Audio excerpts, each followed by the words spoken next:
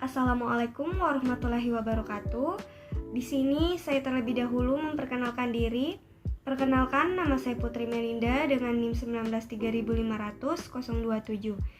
Saya dari Prodi Sosiologi Agama di salah satu Fakultas Ushuluddin Adab dan Dakwah di Institut Agama Islam Negeri atau IAIN Parepare. Baik, tujuan saya di sini membuat sebuah video pembelajaran untuk memenuhi salah satu tugas.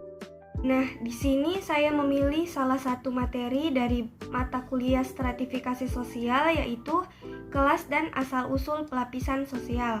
Saya akan menjelaskan isi yang terkait dengan kelas dan asal-usul pelapisan sosial ini. Baik, yang pertama saya akan menjelaskan pengertian pelapisan sosial. Nah, pelapisan sosial adalah pembedaan antar warga dalam masyarakat ke dalam kelas-kelas sosial secara bertingkat. Wujudnya adalah terdapat lapisan-lapisan di dalam masyarakat, diantaranya ada kelas sosial tinggi, sedang, dan rendah. Pelapisan sosial merupakan perbedaan tinggi dan rendahnya kedudukan atau posisi seseorang dalam kelompoknya, bila dibandingkan dengan posisi seseorang maupun kelompok lainnya. Dasar tinggi dan rendahnya lapisan sosial seseorang itu disebabkan oleh bermacam-macam perbedaan, seperti kekayaan di bidang ekonomi, nilai-nilai sosial, serta kekuasaan dan wewenang. Selanjutnya ada proses terjadinya stratifikasi sosial atau pelapisan sosial. Adanya sistem lapisan masyarakat dapat terjadi dengan sendirinya dalam proses pertumbuhan masyarakat itu, tetapi ada pula yang dengan sengaja disusun untuk mengejar suatu tujuan bersama. Yang biasa menjadi alasan terbentuknya lapisan masyarakat yang terjadi dengan sendirinya adalah kepandaian tingkat umur dan senior, sifat keaslian keanggotaan kerabat seorang kepala masyarakat, dan mungkin juga harta dalam batas-batas tertentu. Alasan-alasan yang digunakan bagi tiap-tiap masyarakat diantaranya, pada masyarakat yang hidupnya dari berburu hewan, alasan utama adalah kepandaian berburu. Sedangkan pada masyarakat yang telah menetap dan bercocok tanam, maka kerabat pembuka tanah dan yang dianggap asli dianggap sebagai orang-orang yang menduduki lapisan tinggi.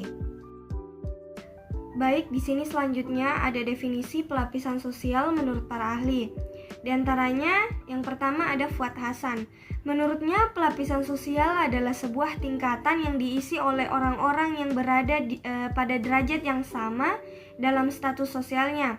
Berdasarkan peraturan yang berlaku di negara hukum seperti Indonesia, tidak ada perbedaan dalam pemberlakuan hukum dan layanan di fasilitas umum. Dan yang kedua ada Gaetano Mosca. Menurutnya, arti pelapisan sosial adalah sebuah konsep yang ada di masyarakat. Pada dasarnya, di lingkungan masyarakat terdapat satu kelompok yang menguasai bentuk kelompok sosial lainnya. Nah, struktur ini memang sudah ada sejak dahulu hingga saat ini. Dan yang ketiga ada Ralph Linton.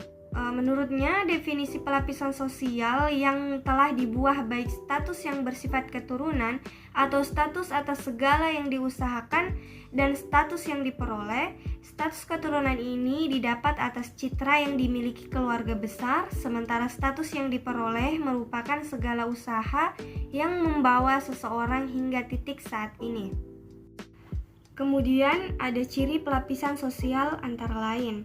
Yang pertama, terdapat perbedaan status dan peranan, dan yang kedua terdapat distribusi hak dan kewajiban, dan yang ketiga adanya sistem simbol dan dalam status, dan yang keempat terdapat perbedaan pola interaksi antar kelompok, dan yang kelima terdapat perbedaan gaya hidup antar kelompok, dan yang keenam ada perbedaan kemampuan antar kelompok.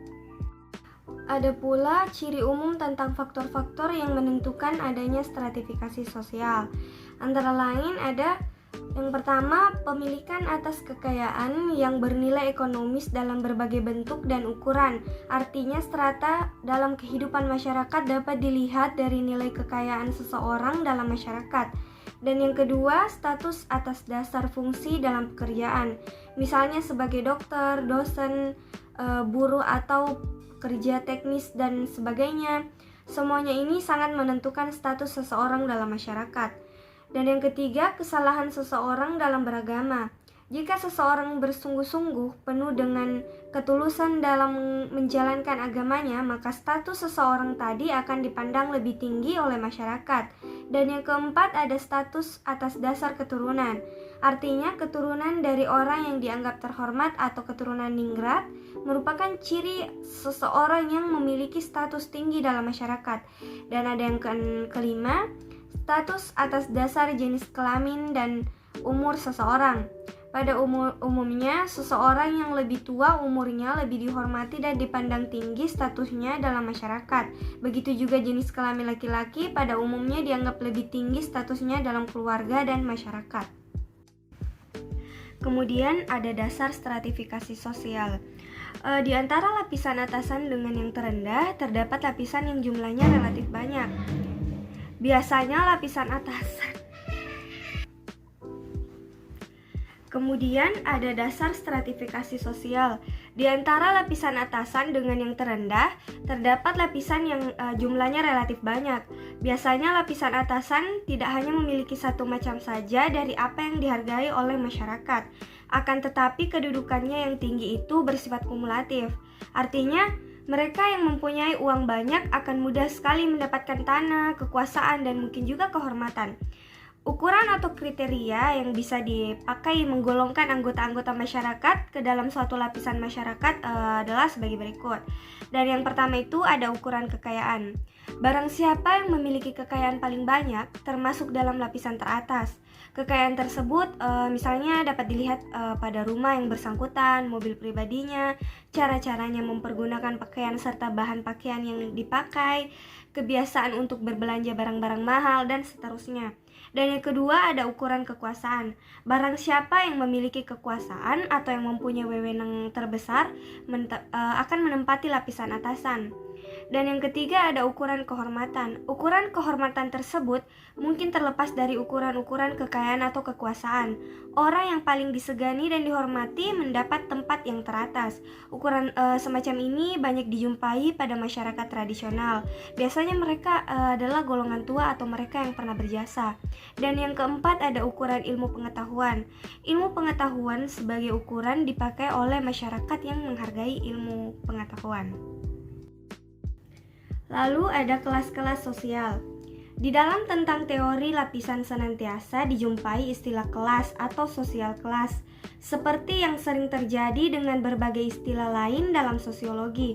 Maka istilah kelas tidak selalu mempunyai arti yang sama, walaupun pada hakikatnya mewujudkan sistem kedudukan-kedudukan yang pokok dalam masyarakat. Penjumlahan kelas-kelas dalam masyarakat disebut kelas sistem. Artinya semua orang dan keluarga yang sadar akan kedudukan mereka itu diketahui dan diakui oleh masyarakat umum. Dengan demikian, maka pengertian kelas adalah paralel dengan pengertian lapisan tanpa membedakan apakah dasar lapisan itu faktor uang, tanah, kekuasaan, atau dasar lainnya. Ada pula yang menggunakan istilah kelas hanya untuk lapisan yang berdasarkan atas unsur ekonomis, sedangkan lapisan yang berdasarkan atas kehormatan dinamakan kelompok kedudukan atau status group. Selanjutnya dikatakan bahwa harus diadakan pembedaan yang tegas antara kelas dan kelompok kedudukan. Selanjutnya, unsur-unsur dalam stratifikasi sosial.